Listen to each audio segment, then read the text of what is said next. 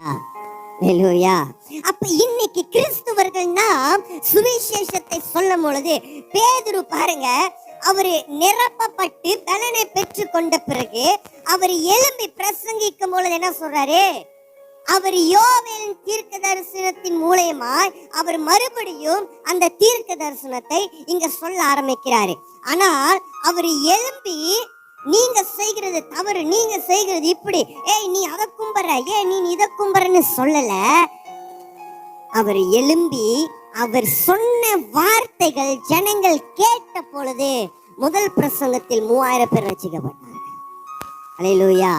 அப்ப அந்த வார்த்தைகள், அந்த வசனமானது எவ்வளவு பலன் உள்ளதாக இருக்கும், எவ்வளவு பிரயோஜனம் உள்ளதாக இருக்கும், எவ்வளவு பயனுள்ளதாக இருக்கும்.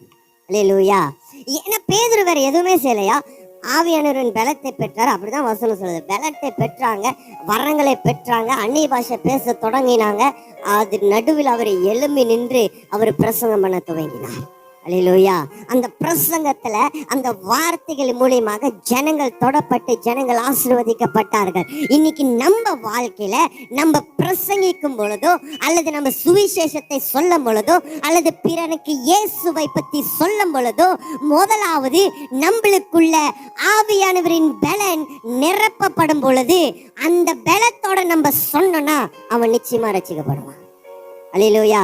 காரணம் சொல்றது என்னோட சுயமாய் சொல்லல, என்னோட பலத்துல சொல்லல, என் மாம்சத்துல சொல்லல. நான் சொல்கிற சுவிசேஷம், நான் பிரசங்கிக்கிற பிரசங்கமானது அது முழுமையும் அது பரிசுத்த ஆவியானவரின் பலத்தினால் வருகிறது. அது வீணாகாது, அது பிரயோஜனமற்று போகாது. ஹalleluya. அப்ப சுவிசேஷத்தை சொல்லும் பொழுது, அப்ப பிரசங்கிக்கும் பொழுது நம் முதலாவது நிரப்பப்பட வேண்டும். ராமன் சொல்லுங்க. ஹalleluya.